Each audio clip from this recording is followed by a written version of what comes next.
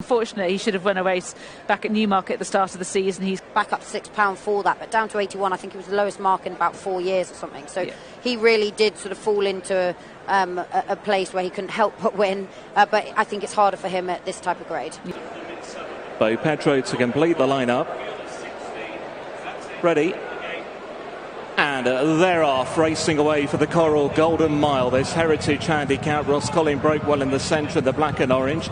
Ben Acre is right up there, though, and so too is Urban Sprawl from the inside posting. It's Ben Acre and Urban Sprawl, Perotto, Ross Collin and Orban in the leading wave. Then came Darkness, followed by Holloway Boy, and then wider out is Toimy Son, Perotto just in front of those.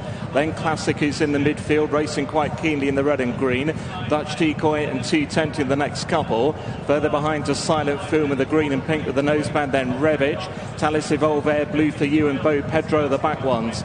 They're racing now towards halfway, and it's Ben Acre by half a length over Urban Sprawl. Perotto to the outside in purple and white. Then came Orban towards the inside in dark blue and yellow from Ross Collin. Then Classic hard up against the running rail. 210 between horses from Holloway Boy. Then came Darkness and Dutch Decoy. Classics on the inside of those ones, and then Revic and Silent Film. Blue for You still towards the rear of the field with Talis Evolver and Bo Pedro. Up the home straight inside the final three. Urban Sprawl in the silver jacket still being taken on by Ben Acre in black and white. Perotto joins it in purple and white colours. Then Ross Collin trying to thread its way through in black and orange, and so too Orban, who's got absolutely no room on the inside. Holloway Boy now begins to strike, and here's Toimy Son in the pink and black, and Toimy Son has stormed into the lead now from Holloway Boy. Then came Darkness back in third, racing inside the final furlong. It's Toimy Son under Oisin Murphy, a couple of lengths to Holloway Boy, and the Coral Golden Mile will go to Toimy Son from the running on Dutch Decoy for second, then Holloway Boy,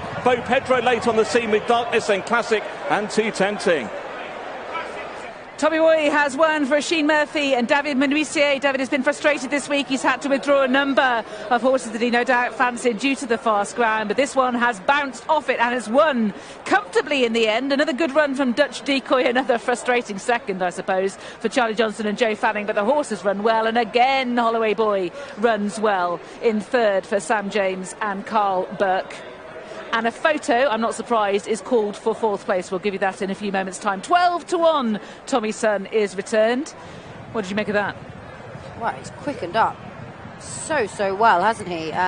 He's had a much cleaner passage down the outside in comparison to a few others that we'll be able to watch back. But, yeah, I mean, he's nicked lengths at a crucial point coming into the final furlong or so. He has edged over right-handed, but he's away and gone by this point. Yeah, it'd be worth having a look at the head-on. I don't think Orban had much room. Ross Collin didn't have much room. There was a bit of scrimmaging on the inside rail. It was a typical Golden Mile, essentially. Classic. Oh, how frustrating. Honestly, I feel for this horse. He just had no luck again. Yeah, absolutely. It just keeps happening. Fourth was Darkness, by the way, for David O'Mara. Fifth, another one, Bo Pedro. Right, OK, here is the head-on, and we can pick out the hard luck stories. Yeah, so on the rail, you can see Urban Sprawl just coming under pressure. Nightmare situation for Sylvester de Souza on Orban and Pat Dobbs on Classic. Pat has decided to try and switch towards the middle. Nowhere to go. And Sylvester's had to wait. On the rail, also nowhere to go. You can see as the winner has edged across, he has had a little bit of a sort of domino effect and given one or two a bit of a bump, but horses are sort of going backwards at this point. Silent Film, another one who got locked up and flew home. He was probably unlucky as well.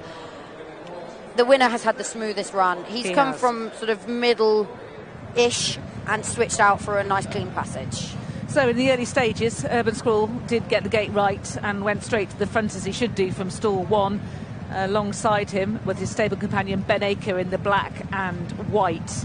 And we can pick out all the horses just in behind. Orban will be tracking. Classic will be up against the rail, travelling quite strongly at this stage. His stable companion, Talis Evolver, has been dropped out, along with Blue for You. Richard said that would be the tactics, and we can pick out the winner, who is further back in the pink and black colours, sort of rear of mid-division 3 wide. With Dutch Decoy, they've managed to find themselves together, as you say, sort of mid to rear. Dutch Decoy a little bit on and off the bridle, whereas the winner, Toimy Boy, has travelled really sweetly for Oisin Murphy and has managed to sort of slot into a decent enough position. by the time they've turned into the straight, he's got all options of where he wants to go. He has. Oisin can ease out when he wants to and begin his run. I take your point about Pat Dobbs in the red and green, because he had very few options comparatively. Holloway Boy has won another big race, hasn't he, in the white and red.